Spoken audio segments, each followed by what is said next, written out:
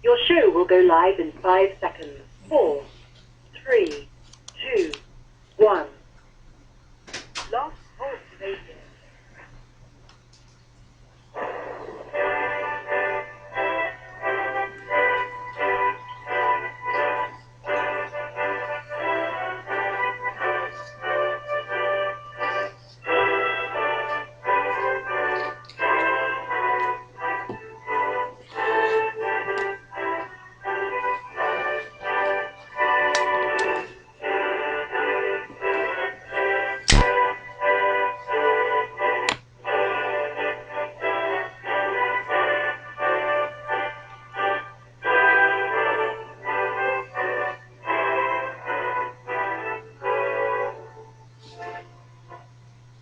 Boa noite, meus amigos. Estamos aqui de volta. Como sempre, começamos invocando a Santíssima Virgem Maria e o Santo Padre Pio de Pietrelcina, para que roguem a Deus que nenhuma injustiça se cometa nesse programa. Eu queria avisar vocês o seguinte, que todas as comunicações com o site www.seminariodefilosofia.org ou com este programa devem ser feitas com cópia para o seguinte e-mail: roxane com x.andrade@gmail.com. Muito obrigado. Aqui o Júlio Tognetti me manda uma questão interessante, mas que caberia melhor no seminário de filosofia mesmo. Ele manda um texto aqui no professor Riccieri do ITA, onde ele faz uma interpretação da sentença de Descartes, penso, logo existo, e compara com os Lusíadas de Camões, com Shakespeare, né? E com Galileu. Eu não vou poder, evidentemente, comentar a coisa inteira, né? Mas só um pedacinho aqui. Como exemplo de interligação de áreas de ensino, podemos fazer um paralelo entre a literatura e a físico-matemática. Camões, nos Lusíadas, 1597, quando narra a viagem épica de Vasco da Gama às Índias, escreveu, aspas, que não há coisa a qual natural sendo que não queira perpétuo o seu estado, fecha aspas. Sem dúvida, essa conclusão sobre o gênero humano é uma versão do princípio de inércia que Galileu, 1638, registrou. Todo corpo em repouso ou em movimento uniforme tende a perpetuar o seu estado sem nenhuma força atuar. Fecha aspas. Nesses dois casos, não importou o objeto da análise, pois ambos concluíram a mesma lei observando fatos distintos. Galileu extraiu sua conclusão analisando racionalmente o comportamento cinemático das esferas rolando sobre planos inclinados, enquanto Camões concluiu seu pensamento observando o comportamento humano. E, ora, embora essa analogia seja até interessante, ela historicamente está completamente errada. Porque o fenômeno a que Camões está se referindo é a perseverança da coisa no seu ser, na sua própria natureza. Quer dizer, uma coisa não muda de natureza. E isso Camões tirou diretamente de Aristóteles. Não tem absolutamente nada a ver com o princípio de inércia, né? O princípio de inércia se refere apenas ao movimento e diz que um corpo que está em repouso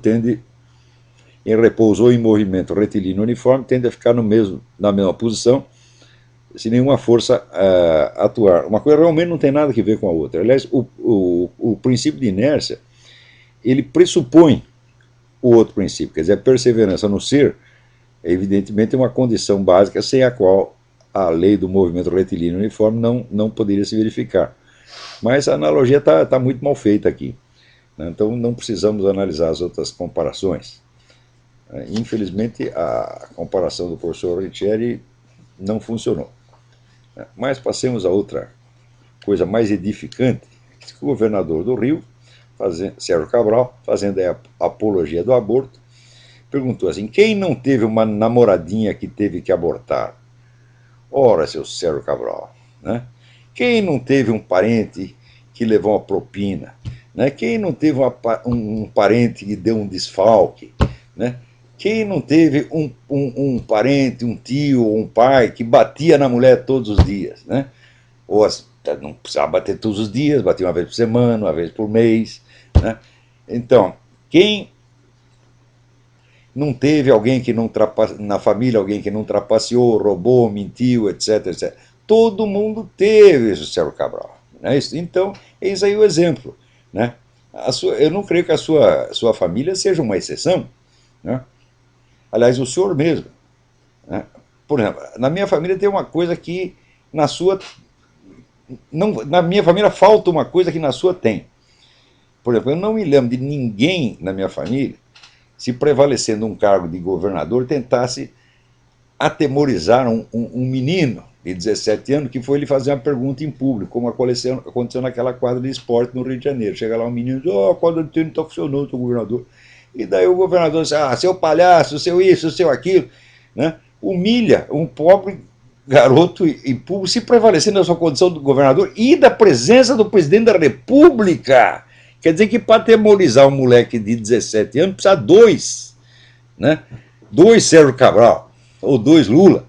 Isso na minha família não tem. Então você não pode dizer, quem é que não tem um Sérgio Cabral na família? Ah, não, poucas famílias têm. Graças a Deus, poucas famílias têm um Sérgio Cabral.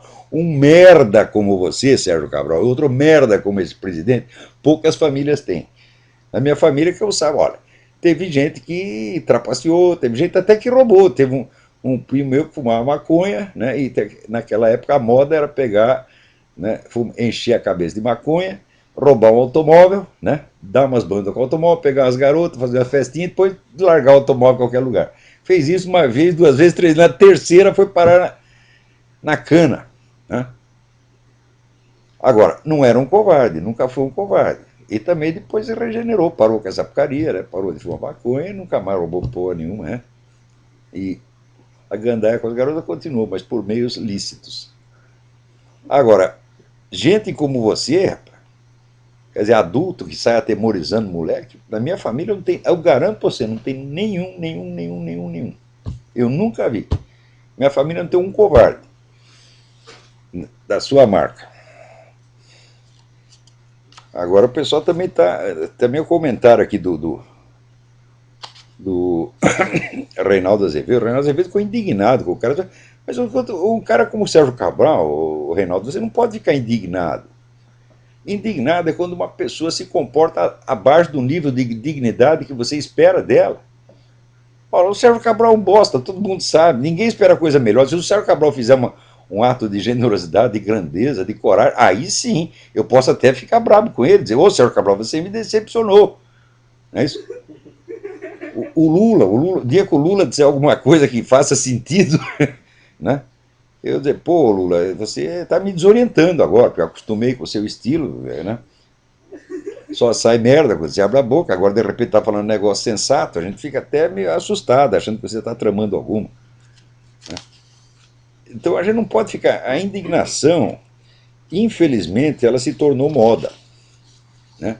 O sentir-se indignado, em primeiro lugar, é ou uma expectativa errada que você tem com relação ao outro, ou é vaidade, quer dizer, você acha que foi tratado abaixo da sua dignidade. Né? Eu tenho um monte de cara que escreve de vez em quando, me chama de filha da puta, de viado, do caralho, de fascista, da puta que eu pariu, né? Eu não fico indignado jamais. Eu não espero que eles façam outra coisa. E nem eu acho que eu mereço um tratamento muito melhor. Pode me xingar do que quiser, eu não estou ligando, entendeu? Eu acho que é normal. Jesus Cristo não levou cuspida, não foi xingado, não foi chutado, etc. O que é que eu tenho melhor que ele? Nada. Então, quer dizer, vocês sofrem injustiça, sofrem humilhação, é a coisa mais natural do mundo. Né? E a gente, desde pequeno, deve aprender a se tornar insensível, jamais se sentir ofendido, mesmo quando o foi. Tá? Ao contrário, tem que levar tudo na esportiva. Levar na esportiva não quer dizer que você não vai reagir, ao contrário. O sujeito bate em você, você vai bater nele, mas não porque ficou indignado, você vai bater nele por prazer, meu filho, por prazer. Porque é gostoso. Eu tinha um amigo, Otto, que ele batia nas pessoas e falava assim, confessa que é um bosta. Daí o cara confessava e parava de bater. Eu não é gostoso. Né? Então, a gente deve fazer as coisas com espírito, com bom ânimo, você está entendendo? tudo com bom ânimo, até para responder xingamento. Aí se a gente responde com bom ânimo, em vez de ficar indignado, a gente responde de uma maneira muito mais cruel e fere o sujeito muito mais. Entendeu? E para que ficar bravo? Deixa o outro ficar bravo, pô. Ele que tem um infarto no seu lugar. Eu aqui nunca fico bravo, às vezes eu finjo que estou bravo, entendeu? É só para efeito dramático. Eu não estou bravo com ninguém, pô. Aliás, quando falta alguém me xingando, até né, às vezes eu sinto saudade. Cadê aqueles caras do tempo do imbecil coletivo? Não tem mais, pô. Agora, aqui cada coisa, rapaz. Apareceu então no Wikileaks que o Obama usou de espionagem, ameaça, chantagem, suborno para conseguir apoio para suas políticas de aquecimento global. Ora, essas políticas são contra os Estados Unidos. É um negócio de fazer o tal de imposto mundial, né? De fazer as nações ricas pagarem pelo fracasso dos outros. Quer dizer, como se o sucesso delas fosse um crime, né? Então, o cara faz uma política ecológica anti-americana e ainda usa de meios ilícitos e criminosos para impor. Quer dizer, olha, Obama é outro também, porque não há palavras, né? Outro dia estava entrevistando ele e o Clinton e, de repente, ele se sentiu um pouco humilhado, lá do Clinton tá roubando o show, e foi embora para casa, né? Como diz meu cunhado, faz que vai cagar e se manda, né? Ele ficou com vergonha e saiu, e o Clinton continuou lá, impávido, colosso. O Clinton é profissional, o Clinton é um político com experiência. Claro que também é um ladrão, mentiroso, etc, etc. Mas ele é alguma coisa. Agora, Obama, eu digo desde o começo, Obama é nada, nada, nada, nada. É um moleque de recado. É um pau mandado do George Soros e não é mais nada. Ele não decide porra nenhuma. Tá? Se ele faz um negócio errado, chega lá o George Soros, põe o pino na mesa, né? O Obama, sim senhor, né? Bate continência pro cara. Ele não é de nada, porra, né? O pessoal fala, não, o Obama é um grande orador. Não, ele é um grande leitor de teleprompter. Deixa ele ser o teleprompter, ele não consegue fazer nada. Quer dizer, é apenas um ator. Um cara totalmente vazio.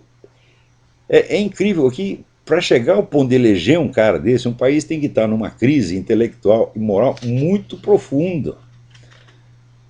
Né?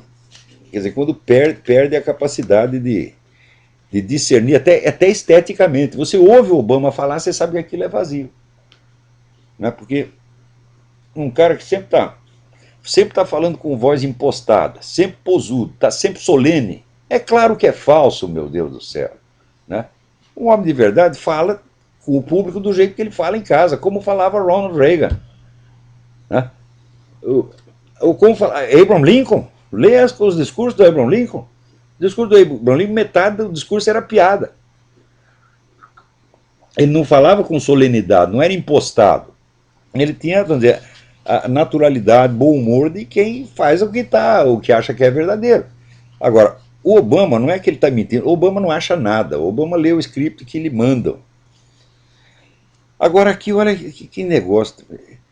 A gente não sabe nem para onde olhar, é tanta merda acontecendo ao mesmo tempo. Olha aqui o que me mandaram. Uma imagem incluída em uma prova para a primeira série do ensino fundamental provocou um escândalo em uma escola municipal de Curitiba.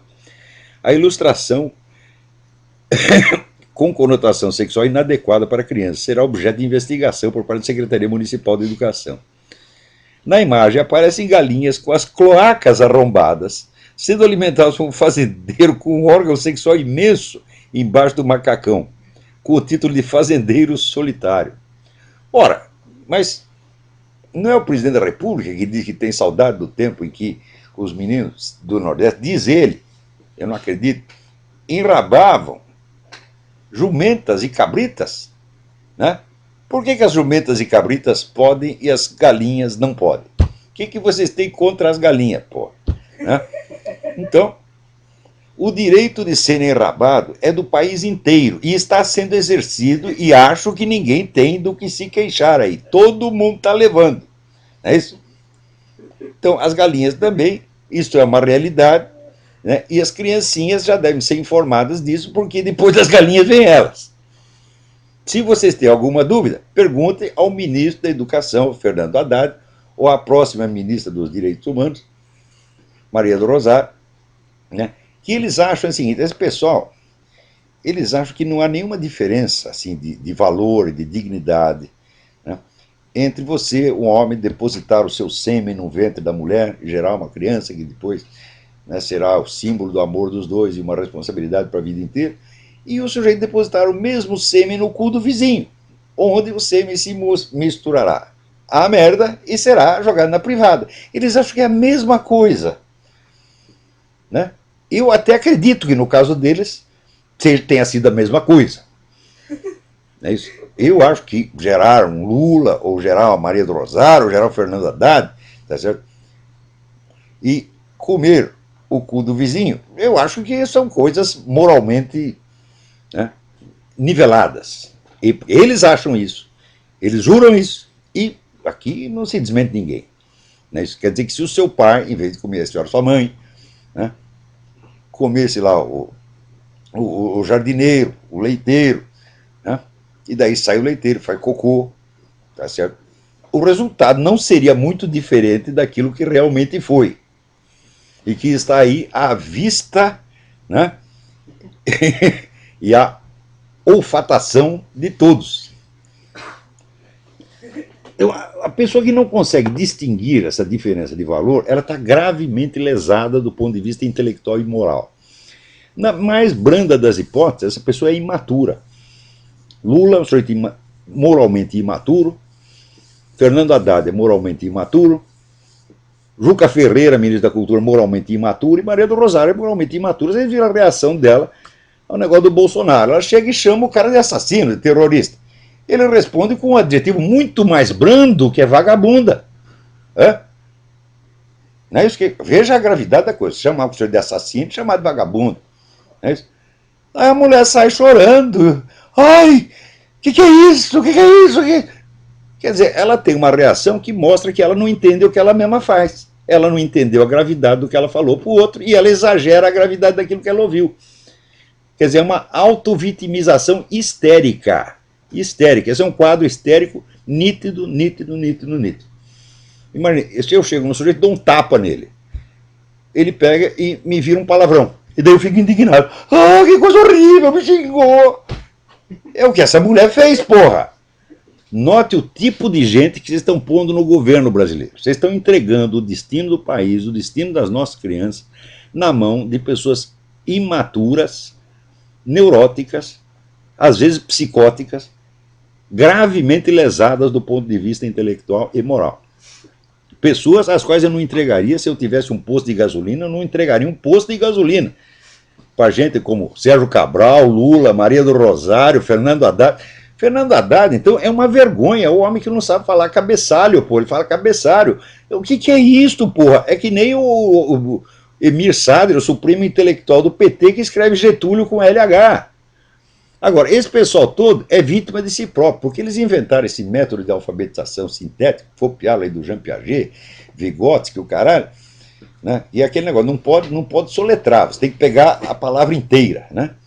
Olhar a palavra assim, no visual, captar o sentido dela magicamente. Ninguém aprende a ler por este sistema, porque a língua, meu filho, a língua não se compõe de palavras, a língua se compõe de fonemas. Né? Se a língua fosse fazer as palavras uma por uma, meu filho, não teria completado a primeira língua hoje, até hoje. Estaria lá o homem de Neandertal, né? Tentando, se não fosse o sistema fônico, não tinha palavra, porra. Então o que você tem que aprender, em primeiro lugar, não é palavra inteira, é fonema, sílaba, tá certo? Então, antigamente você aprendia toda a divisão de sílaba, aprendia as letras uma por uma e ia montando a coisa aos poucos. E gradativamente você ia pegando as articulações entre os sons do idioma, né? Então você tinha, como diz Dante, a gramática é a construção material da linguagem. Então, a construção material se constitui eminentemente de sons. Esses sons em si mesmo não fazem sentido algum. Vamos dizer, o sentido é montado em cima do sistema fônico. Tá? Agora, se não pegou o sistema fônico, meu filho, a sua apreensão de sentido será deficiente pelo resto da sua vida.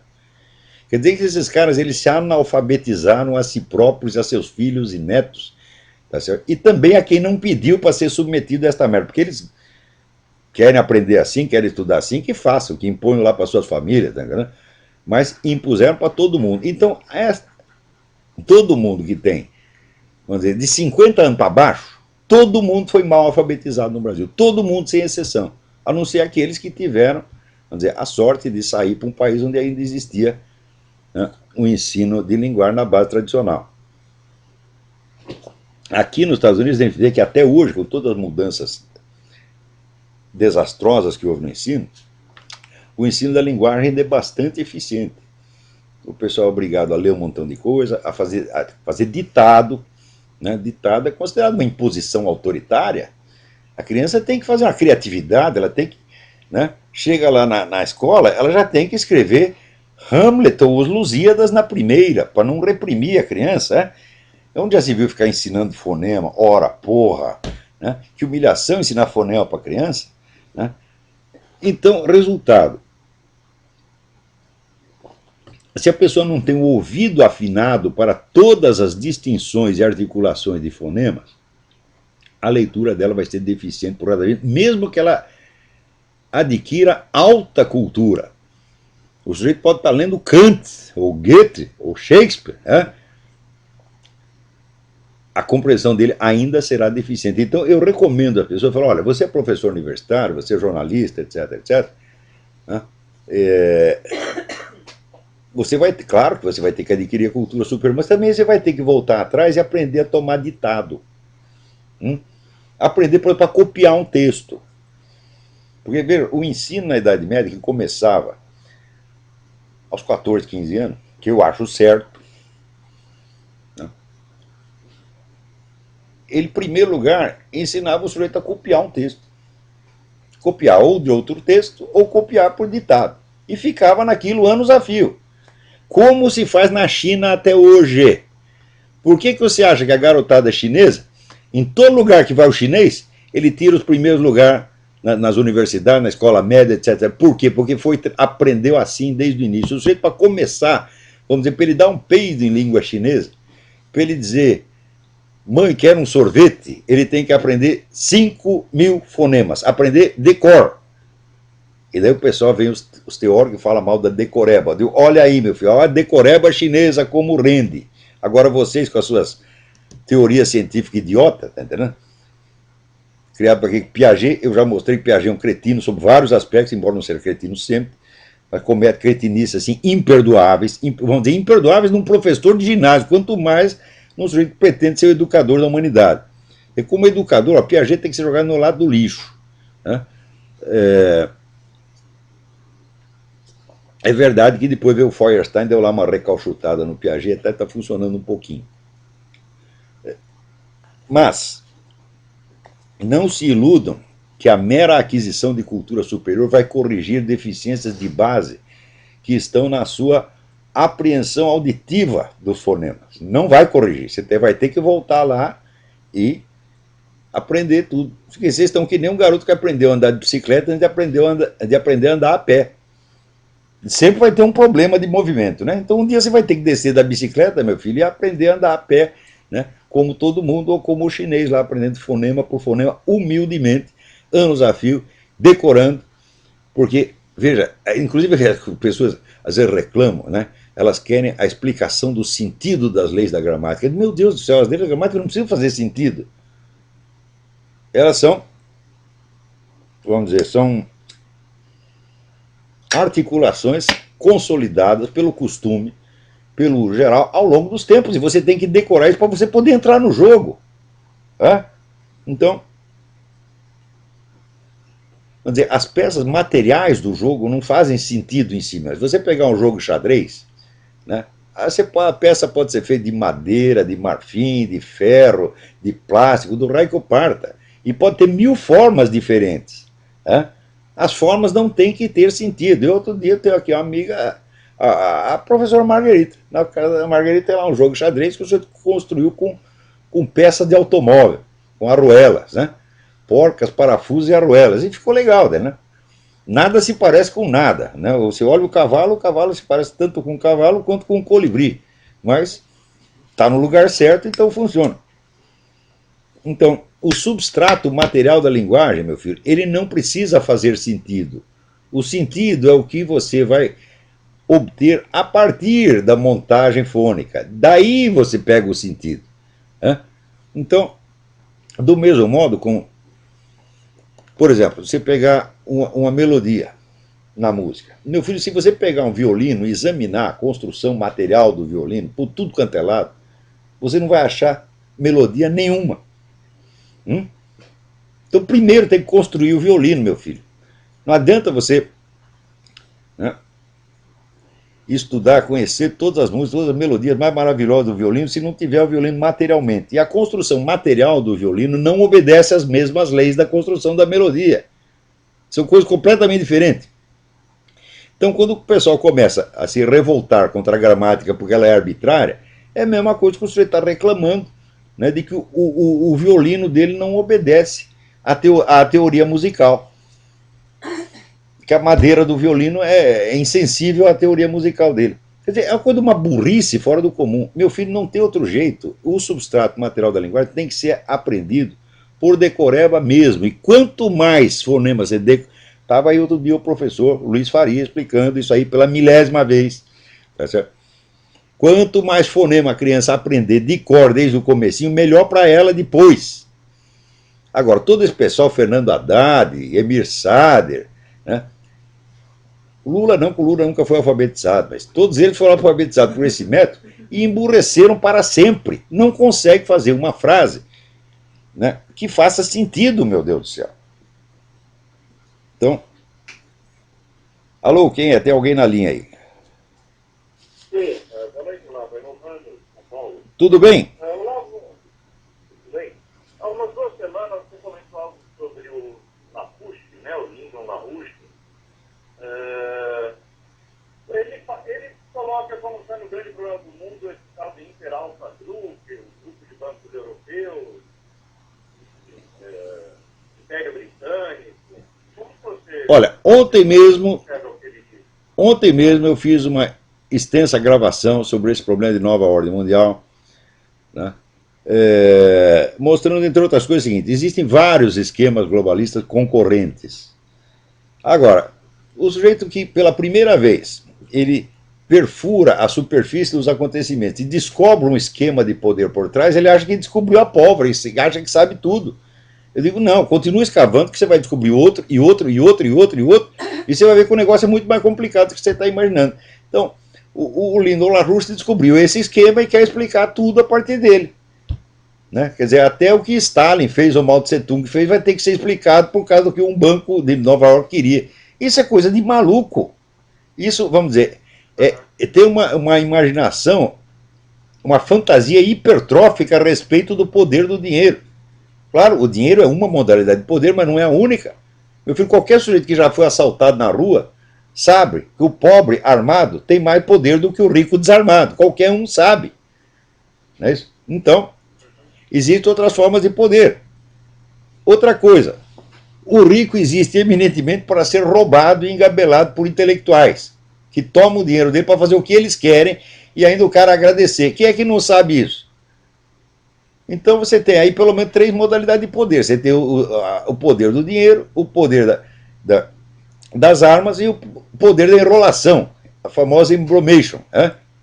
Eu acho que dos 3 o mais perigoso é a embromation. Ao longo dos tempos, a embromation move o mundo. O problema com a embromation é o seguinte: você engabela a sua geração inteira, como fez Jean-Jacques Rousseau, tá certo? E você não chega a exercer o poder pessoalmente. Você cria o poder para a próxima geração de intelectuais. E você morre pobre e ferrado. Então o poder dos intelectuais não é tão direto, não é tão pessoal, mas ele é muito eficiente a longo prazo. Então, agora, pessoa como o Lyndon LaRouche, conhece fatos, ele tem, vamos dizer, uma rede de informantes no mundo inteiro, um arquivo fenomenal. Então, como fonte de informação, é até muito bom. Mas as teorias dele, as explicações dele, às vezes chegam a ser o inverso da realidade. O inverso.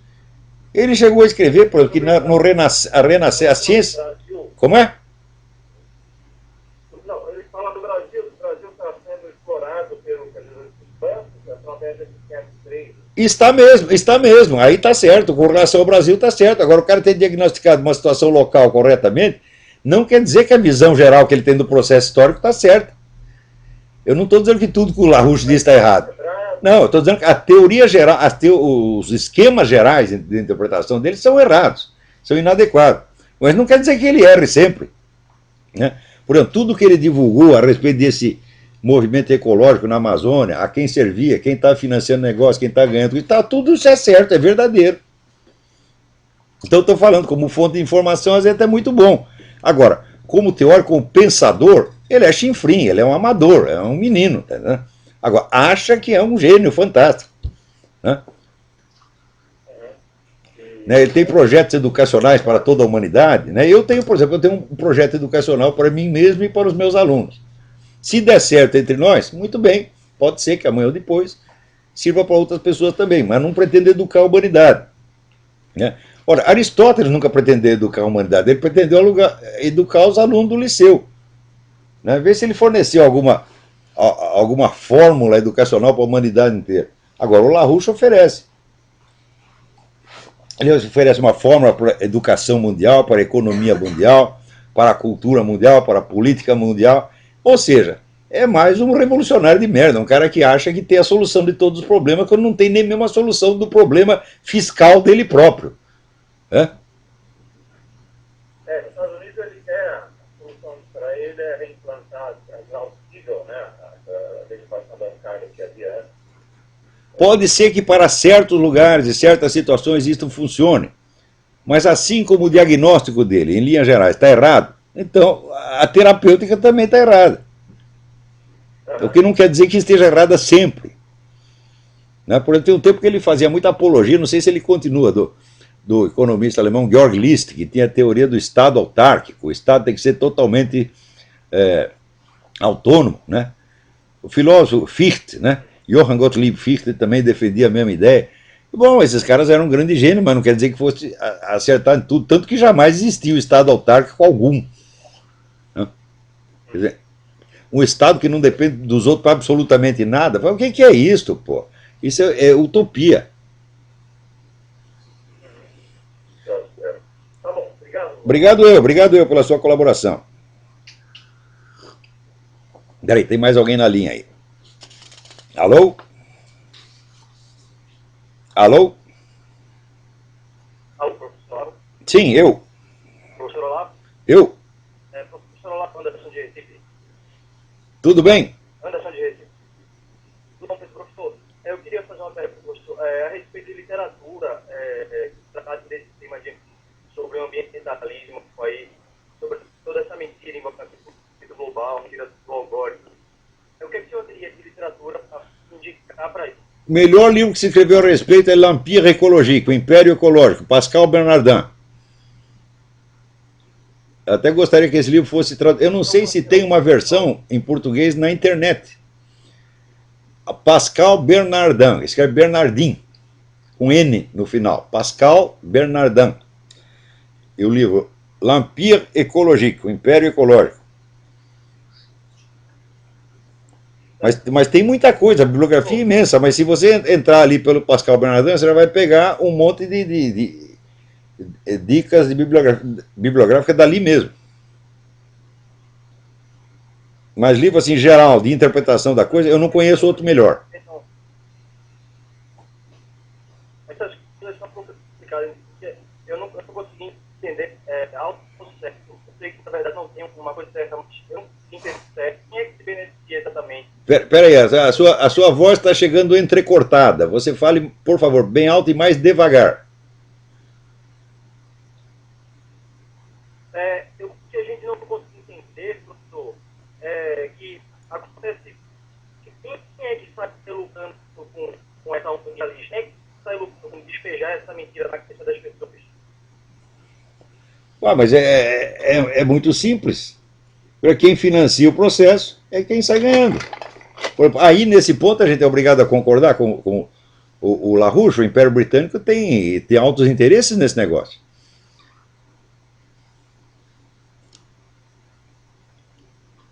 Entendi. Então, professor, até logo. Até logo, obrigado pela colaboração. Agora, tá aqui, ó. Dona Maria do Rosário defende a homoafetividade. Eles não podem falar de homossexualismo porque é pejorativo, né? Agora, heterossexualismo não é pejorativo, né? Agora, por que, né, que... veja, por exemplo, no que consiste, vamos falar o português claro, no que consiste a homoafetividade masculina, né? Consiste em um comer o cu do outro, meu filho, consiste na boa e velha sodomia, você está entendendo? É o coito anal. O ato homossexual só se consuma no coito anal ou no coito oral. Quer dizer, ou você vai dar, ou você vai comer, ou você vai chupar piroca. O que isto tem de tão nobre e elevado que ninguém possa falar mal? Eu não consigo entender, né? Agora, na verdade, não há o que entender. Porque a distinção que eu estava fazendo no começo, quer dizer, entre um ato que é a própria base da existência humana e o outro que, no máximo, vamos dizer, na mais branda, na mais tolerante das hipóteses, né, deve ser considerado um ato lúdico. Né? Só serve para que serve o sujeito dar o cu? É divertimento. Ele acha que é divertimento. Não serve para mais nada. Não vai gerar um ser humano, não vai fundar uma família, né, que vamos fundar uma família por via anal, meu filho. Nunca ninguém conseguiu. Se você conseguiu, você é prêmio Nobel. Né? Então, veja, o ato sexual entre o homem e a mulher, ele se prolonga na existência ao menos possível de um ser humano. É por isso que a igreja sempre proibiu o ato onde a possibilidade da geração seja cortada. Porque aí não é um ato sexual que se completa. Você vê, quando você vai para a cama com a sua mulher, meu filho, todas as gerações dos antepassados estão lá presentes. E muitas gerações futuras estão lá presentes também. Quer dizer, é um ato que tem uma dimensão cósmica. Agora, meu filho, você comer o cu do outro, dá o cu pro outro, termina ali mesmo, né? Na privada, porra. Não vai passar dali. Se você gosta, bom, muito bem, faça. Eu nunca abri minha boca para falar mal da conduta sexual de quem quer que fosse, porque eu considero que a minha liberdade de não ter opinião a respeito de alguma coisa é um verdadeiro dom divino. Quando as pessoas perguntam assim, o que você acha de quê? E eu posso dizer, não acho nada, ou não sei.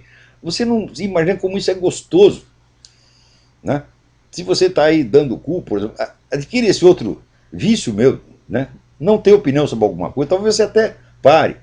Perdão, não pode. Se o cara começou a dar, ele tem que continuar pelos séculos dos séculos. Se você tentar ajudar o sujeito a parar, mesmo que ele peça, você chega e fala, eu estou cansado disso, não aguento mais. Não, tem que continuar, porque senão a Maria do Rosário vem aí e acusa nós de homofóbico. Não viu o que fizeram com a psicóloga Rosângela Justino? Que excluíram a mulher da profissão? Por quê? Porque o paciente queria deixar de ser homossexual, ela estava ajudando.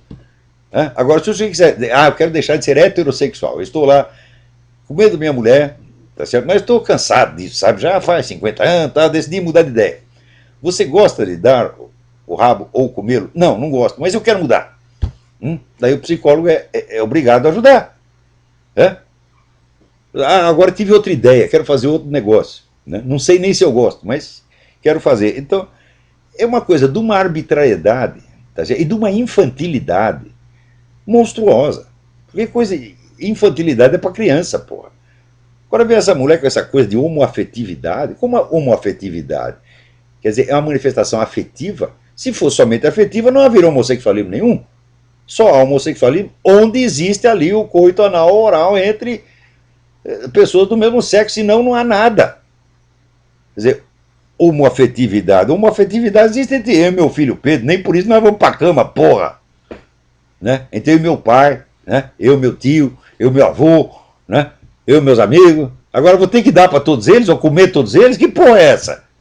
Para provar que tem homoafetividade? Que brincadeira é essa, mulher? Você não entende nem a palavra que está usando, né? Agora, vocês vejam que essa política homossexualista está sendo imposta contra a vontade expressa da população. A população não quer saber desse negócio de casamento gay, como não quer saber de abortismo. Porém, existem truques administrativos. Se você não consegue aprovar a lei no Congresso, o que você faz? Você faz uma portaria ministerial que torna aquilo obrigatório não por lei, mas por um mero mecanismo administrativo. Como, por exemplo, né, o INPS agora vai reconhecer o casal homoafetivo, né, isso, como unidade familiar. Eu digo, meu filho, não há unidade familiar se não existe a possibilidade teórica da geração. Tanto que a esterilidade ou impotência é motivo de divórcio. A mulher casou, chega nova, vai para a cama, o peru do cidadão não levanta. Ela é obrigada a ficar com o sujeito o resto da vida? Não, ela chega lá, vai no juiz, anula o casamento, vai na igreja, né? Manda requerimento para o Vaticano, fala, casei, mas os daí descobriu que o sujeito é impotente, está anulado o casamento. Se a geração não fosse da própria natureza do casamento, então a impotência ou a esterilidade não poderiam jamais ser motivo de divórcio. E, no entanto, são universalmente. Não há nenhum homem no mundo que a lei obrigue a perseverar com uma mulher estéril se ele casou com ela na expectativa de ter filhos. Nem que obrigue a mulher a permanecer com o homem impotente se ela casou com ele na perspectiva de ter filhos. Então, família, meu filho, é onde existe a possibilidade, ao menos teórica, da geração, senão não tem família. Não adianta você dizer isso, novas modalidades de existência familiar. Quer dizer, vai passar, uma entidade familiar passa a existir por decreto da Dona Maria do Rosário, quer dizer, junta 2 marmanjos, agora por que 2? Por que não pode ser 4? Os muçulmanos têm direito a ter 4 mulheres? O seu Luiz Mota não tem direito de ter 500 homens? Por que ele não pode casar com os 500 homens? Mas que coisa mais injusta! Que discriminação odiosa! Por que o Luiz Mota vai ter que desistir de 499 para ficar com umzinho só? Tem que ter o casamento coletivo, casamento homoafetivo, coletivo, né? Deixa o Luiz Mota casar com os 500 homens, quero ver ele sustentar os desgraçados. Ele bem merece isso. Daí vão fazer um arranjo lá, o INPS vai dar dinheiro para ele sustentar os 500. Você vê, a prova de que tudo isso é uma palhaçada é o próprio Luiz Mota. Como é que você vai falar de casamento gay com 500 homens? Ai. Agora, você vê aqui, um dos motivos dessas questões entrarem na discussão é que, a partir do século XIX, com o advento da sociedade industrial, entrou nas discussões morais um modo de raciocínio que é característico da economia, que é o raciocínio custo-benefício. A partir da escola utilitarista, de Jeremy Bentham, etc., entrou esta ideia de que a moral tem de render, a moral tem de simplificar a sociedade e, sobretudo, simplificar a administração estatal. Então, aquilo que facilita a administração estatal passa a ser considerado moral. Aquilo que é conveniente para a administração, aquilo que aplana o caminho para a administração é moral, e o que atrapalha é imoral. Então, a partir da hora que entrou o cálculo econômico, meu filho, a moral passa a ser um setor da economia. Ela perde toda a autonomia. A moral não é mais nada. E esse processo, o sociólogo americano Ralph Favre denominou a desmoralização da sociedade, quer dizer, o esvaziamento moral. Então, é claro que as pessoas que defendem coisas como essa, como Dona Maria do Rosário, quer dizer, esse pessoal não tem mais consciência moral nenhuma, porque vai julgar tudo em termos, vamos dizer, agora nós temos a conveniência, por exemplo, de controle populacional, então é melhor fomentar o homossexualismo. Se amanhã você vê que os casamentos monogâmicos não estão procriando o suficiente, então você institui a suruba estatal, para criar mais crianças. Na Alemanha nazista tinha isso, eles faziam aqueles torneios de juventude, então todo mundo comia todo mundo, e o Führer ficava contente porque estava gerando mais soldados para o exército alemão, e mais braços para trabalhar na indústria alemã. E na Rússia a mesma coisa. Eles toleravam a putaria toda, por quê? Porque vai gerar mais gente, nós precisamos de mais gente. Quer dizer, quando precisa de menos gente, a moral é uma. Quando precisa de mais gente, a moral é outra. E assim, tudo vira uma conveniência da administração estatal. Aqui. O Lula, então, vendo que a tal da PL 122 não estava difícil de aprovar, o que ele fez? Deu um golpe. Né? Criou o tal do Conselho Nacional do Combate à Discriminação. Então, discriminação, por exemplo, consiste em dizer essas coisas que eu estou dizendo. Eu dizer que eu acho melhor meu pai ter transado com a minha mãe e me gerado do que ele comer o vizinho e gerar um cocô. Eu acho melhor, para mim. Né? Então, muito me orgulho de que ele tenha feito isso e estou contentíssimo de que ele tenha escolhido, né, a via vaginal. Porque, caso contrário, né, eu seria como o Sérgio Cabral, como a dona Maria Rosário, em vez de ser eu. Eu dizer isso já é discriminação, já é homofobia. Agora, homofobia, veja o termo. Eu estava examinando, lembrando assim, o tempo que eu era criança, estava na escola primária, no ginásio, falei, existia homofobia. Alguém tinha medo dos homossexuais? Falei, mas que coisa mais absurda. Quer dizer, os homossexuais eram as pessoas, aqueles menininhos, né, fraquinho, efeminadinho, né, que gostava de exibir sua fraqueza, assim como os outros gostavam de exibir força, gostavam de exibir fraqueza, porque davam ares femininos para ele. Como é que a gente ia ter medo daquelas criaturas incapazes de fazer mal ao mosquito? Eu nunca vi homofobia nenhuma. Agora, eles acreditam que a pessoa tem tanto medo, que elas convertem o medo em ódio para disfarçar o medo. E daí você tem que agredir e matar homossexuais para disfarçar o medo que você sente deles. Eu digo, mas que teoria mais psicótica, mais idiota, meu Deus do céu. Isso não faz sentido nenhum. Homofobia jamais existiu.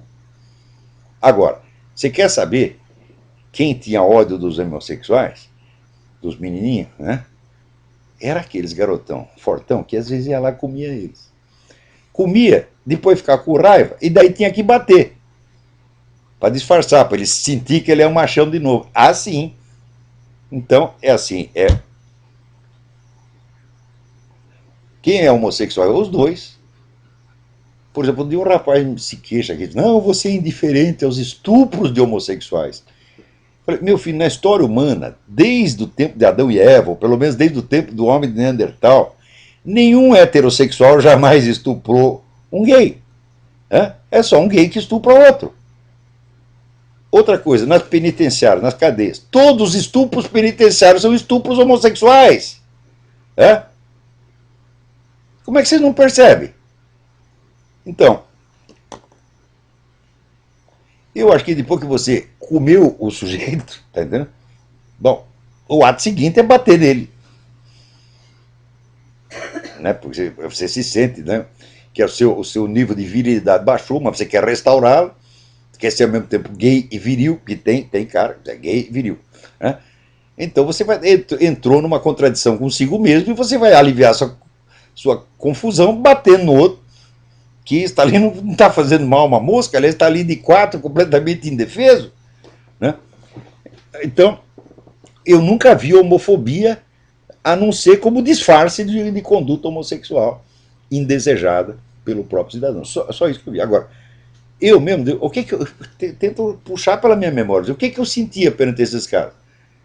Eu sentia a mesma coisa que sentia qualquer pessoa fraca. Você tem um instinto de simpatia e proteção. Isso é o máximo que você vai ter. Né? E acho que isso é o sentimento normal da humanidade.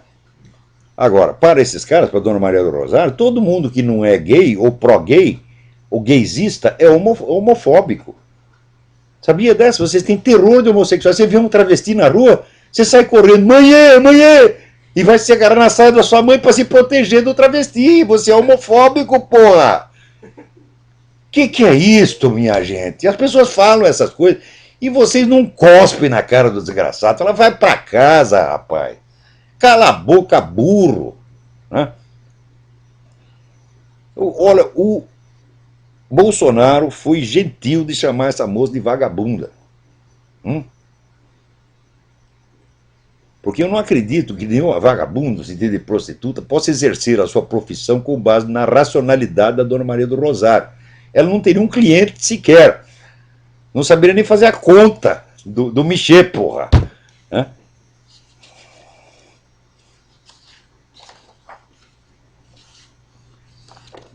Olha aqui. Agora, você vê o seguinte, nós estamos completando 6 meses que o Alejandro Penha Esclusa foi preso na Venezuela. Hein? Até agora não apareceu a testemunha, né? Porque os caras pegaram, eles mesmos interrogaram a testemunha, dizem que interrogaram e mandaram o cara para Cuba. Eu digo, mas meu Deus do céu, você vai ter um processo. Hein? Como é que você remove a testemunha e coloca fora do alcance do juiz, do advogado, etc, etc. Quer dizer, que raio de processo é esse?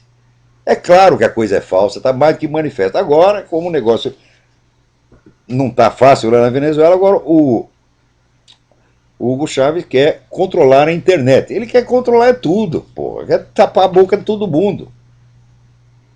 Porque o fato é que ninguém mais o aguenta. Ninguém mais o aguenta.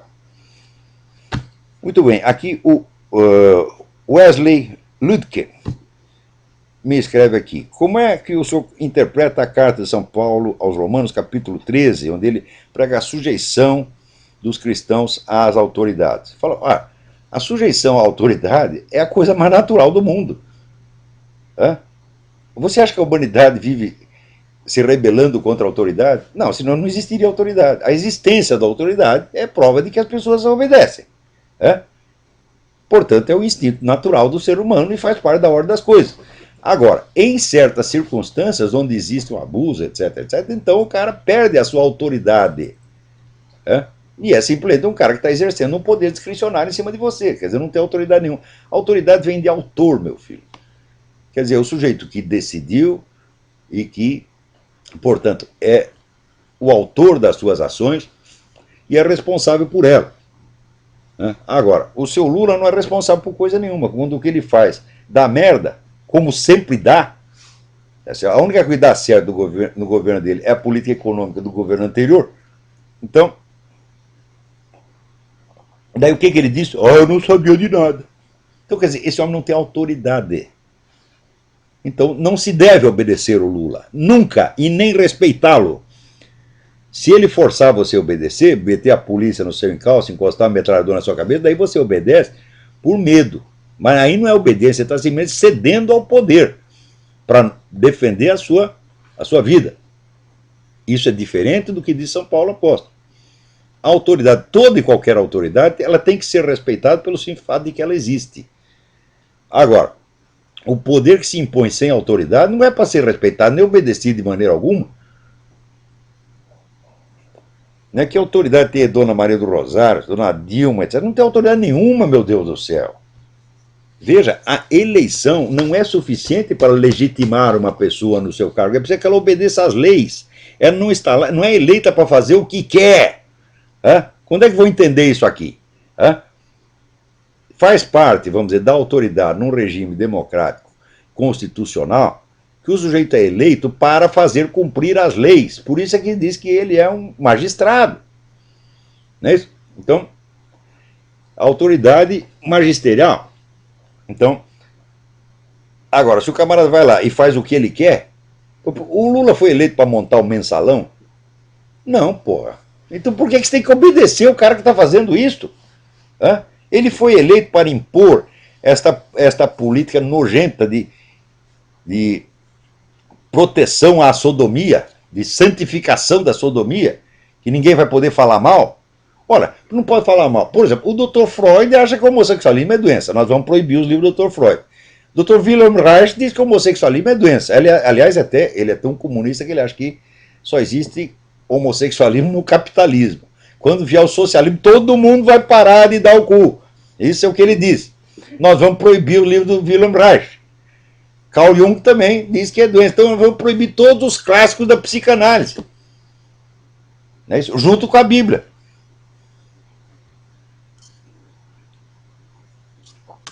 Ai, ai, ai.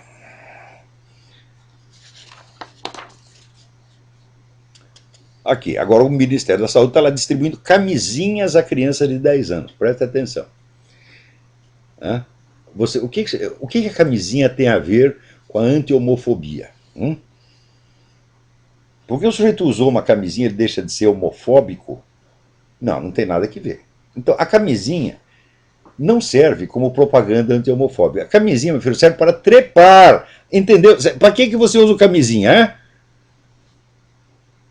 Se existe algum outro uso, bom, tinha um tempo que eu morava na casa do estudante, a gente usava camisinha para encher de água e jogar nos que estavam no andar de baixo, né, para a gente jogar para encher o saco deles. Era assim, o único uso alternativo que eu posso conceber da camisinha. O resto se usa para trepar.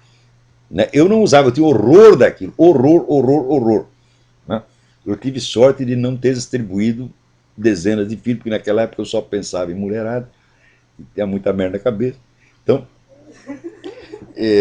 eu não usava, mas eu sabia já naquele tempo, você veja, eu com 20 aninhos eu já sabia, olha que rapaz precoce, eu sabia que a camisinha era usada para trepar. O Ministério da Saúde não sabe. A camisinha para ele é material didático. É para você aprender a não ser anti-homofóbico. Né? Ora, meu Deus do céu, que desculpa mais filha da puta, vocês querem disseminar, tá certo, a sexualidade desenfreada entre as criancinhas, tá certo, para que elas depois virem a freguesia, a clientela dos pedófilos. Vocês querem isso, é claro que querem.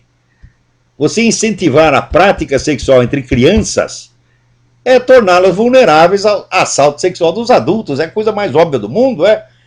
Quanto mais você sexualiza a conduta da criança, mais ela está aberta a essa possibilidade. Isso vai aumentar necessariamente. Né? Agora, atenção, hein? Atenção. A camisinha, meu filho, não é para qualquer uso. Né? O uso heterossexual da camisinha vai ser imoral. Quer dizer, você pega o menino trepando com a menininha, vai ser imoral do mesmo jeito. Agora, você pega o menininho comendo outro menininho, não, aí não pode falar mal, porque é anti-homofóbico. Né? Que esculhambação. Meu Deus, até quando nós vamos continuar obedecendo essas pessoas? Que não têm capacidade para se governar a si mesmas, que não têm o senso do que elas mesmas dizem. Elas dizem uma frase, na frase seguinte elas se desmentem, se contradizem e nem sequer percebem. Não sabe, a dona Dilma não sabe montar uma frase inteira. Ela começa a frase, uma palavra, duas palavras, tira a terceira, já esqueceu a primeira. Né? O Lula não. O Lula na segunda ele já esqueceu. Né? E o Fernando Haddad não é nem na segunda, é na primeira. Ele vai falar cabeçalho e sai cabeçário. Né? Cabeçário. Cabeçário é coleção de cabeças de peru. Né? Peraí, tem mais alguém? Ih, o nosso tempo infelizmente acabou. Né? Então, muito obrigado a todos, até a semana que vem.